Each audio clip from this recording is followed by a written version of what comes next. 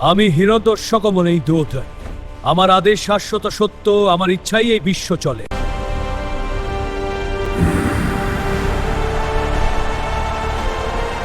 ওম নমো ভগবতে বাসুদেবায় নমো। আমাকেই পূজা করো। ভগবান সর্বত্র আছেন। কোন ভগবান? কোথায় আছে সে?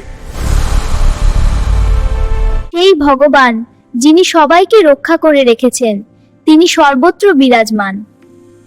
রাগে অন্ধ হয়ে রাজা প্রহ্লাদকে নানা শাস্তি দিলেন। পাহাড় থেকে ফেলে দিলেন, সাপের গর্তে ফেললেন, আগুনে বসালেন। ওম নমো ভগবতে বাসুদেবায় নমো। কিন্তু প্রতিবারই ভগবান তাকে রক্ষা করলেন। কোন ভগবান? কোথায় আছে সে? তোর ঈশ্বর কি এই স্তম্ভেও আছে? এই নির্জীব পাথরের ভেতরেও লুকিয়ে আছে নাকি? তিনি সর্বত্র বিরাজমান। হ্যাঁ পিতা, তিনি শুধু এই স্তম্ভে নন, তিনি বাতাসে, আগুনে, আকাশে। তিনি আমার হৃদয়ে, আপনার হৃদয়েও আছেন। ডাক তাকে, এখনই ডাক, দেখি সে আসে কিনা তোকে বাঁচাতে। প্রমাণ হয়ে যাবে তোর বিশ্বাস বড় না না আমার শক্তি।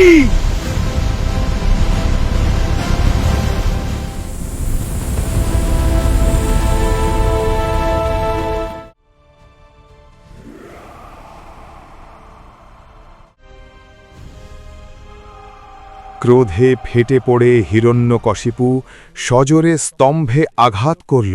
বাড়ির স্তম্ভ ফাটিয়ে বেরিয়ে আসছে নতুন শক্তি। স্তম্ভ ফেটে বেরিয়ে এলেন নরসিংহ অবতার। অর্ধেক মানুষ, অর্ধেক সিংহ। শুধু গর্জনে কাঁকিয়ে দিলেন দিক বিদিক, আর প্রমাণ করলেন ভক্তের ডাকে ভগবান আসেন। চারদিকে গর্জন, আর শুরু হল হিরণ্যকশিপু ও নরসিংহদেবের ভয়াবহ যুদ্ধ।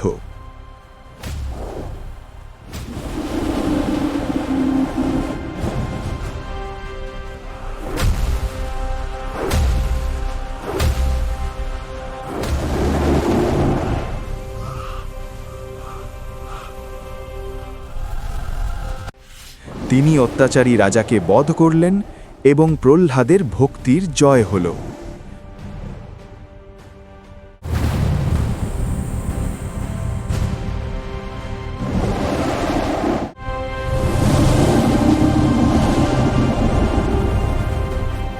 শিক্ষা।